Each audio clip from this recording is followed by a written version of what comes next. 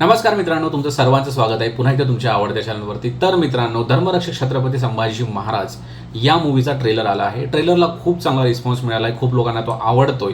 But काही गोष्टी अशा आहेत ज्या खूप लोकांना अजून पण डाऊटफुल होता की हा मूवी चालेल, किंवा काही लोकांना या गोष्टींची भीती होती की मे बी हा मूवी बॉक्स ऑफिसवर तोडू शकतो। त्यामुळे बॉलिवूडकडून एक खूप मोठा डिसिजन घेण्यात आला आहे की 22 नोव्हेंबरला जो जुना मूवी आहे करण अर्जुन याला ते रिलीज करणार आहे। आता खूप लोकांना वाटेल की काय याच्यात काय नवीन आहे, म्हणजे कुठला मूवी जर रिलीज झाला तर त्यांनी काय होणार आहे।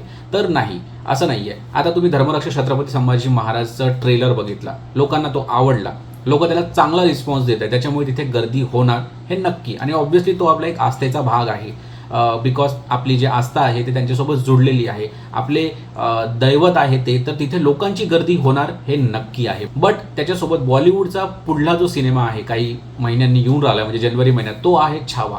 तर छावामध्ये गर्दी व्हावी यासाठी या लोकांनी आता एक काय नवीन पराक्रम केलाय, तो म्हणजे यांनी करण अर्जुनला रिलीज करताय।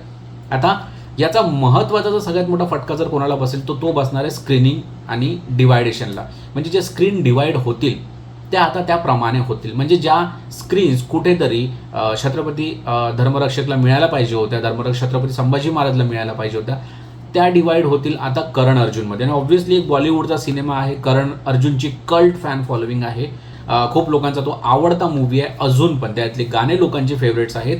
तर खूप लोक मे बी तो मूवी अजून बघायला जातील। आजकाल फॅशन झाली आहे जुने मूवी वापस रिलीज करून त्यांना अजून बघण्याची।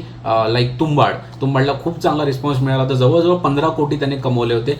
तर करण अर्जुन पण जवळपास एवढ्यापेक्षा जास्त बिझनेस करूच शकतो, कारण करण अर्जुनमध्ये शाहरुख खान आहे, सलमान खान आहे, तो जुना ऑरा फील करायसाठी लोक नक्की थिएटरमध्ये जातील।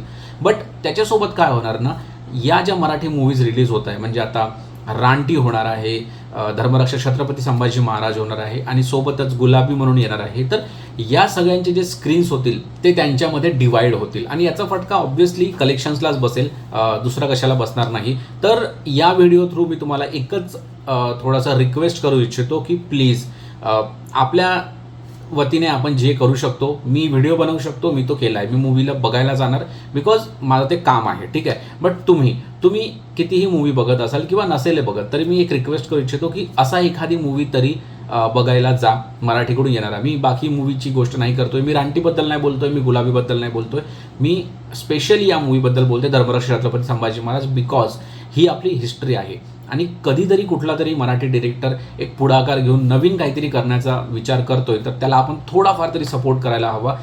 वर्ड ऑफ माउथने त्याची मार्केटिंग करू शकतो, ते आपल्याला करायला हवं। बघा, मूवी परफेक्ट नाही आहे, मूवीमध्ये फ्लॉज आहेत, बिकॉज कुठलीच मूवी ही परफेक्ट नसते, ठीक आहे, कुठे ना कुठे फ्लॉज असतात। या गोष्टीसाठी बॉलिवूडला खरंच आज लाज वाटायला पाहिजे की बॉलिवूडने आज काय केलंय। म्हणजे कुठेतरी तुमचा छावा येतोय म्हणून तुम्ही आधी जे मूवी येत आहे त्याला तुम्ही लिटरली इतक्या घाणेरड्या प्रकारे बॅकपुश करताय, तर ही गोष्ट लाज वाटण्यासारखी। याच्या पलीकडे याच्यावर शब्द नाही माझ्याकडे याच्यासाठी की तुम्ही काय करत आहात।